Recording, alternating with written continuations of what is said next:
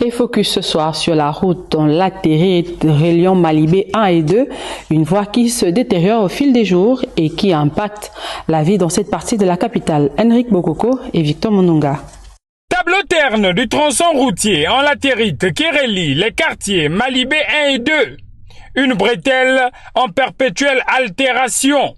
Ici, les crevasses et concavités ont élu domicile sur cette voie devenue un réel cliché du calvaire des populations attenantes. On est obligé de faire avec. Quand les enfants tombent malades, la nuit, il faut les pousser dans les brouettes pour atteindre le goudron. Est-ce que comme ça, c'est faisable?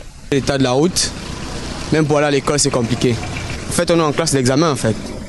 Nous ne sommes pas allés parce que la route, c'est dangereuse. La route est parsemée d'excavations, ça et là.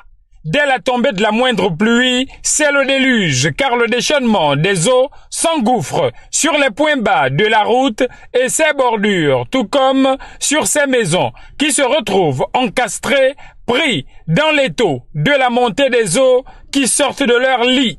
Ces images l'illustrent fort opportunément. Ces inondations sont en partie dues à l'obstruction des canalisations des eaux de ruissellement. Nous gaspillons les voitures tous les jours que Dieu fait.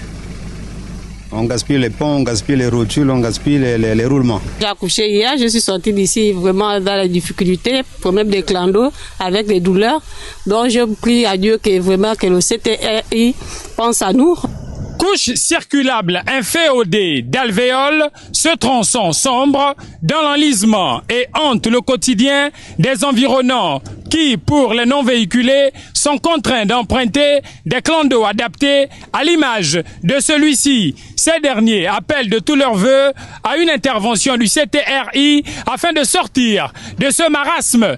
Ici, entre Malibé 1 et 2 pour Gabon Première, Henrik Bokoko et Victor Monunga.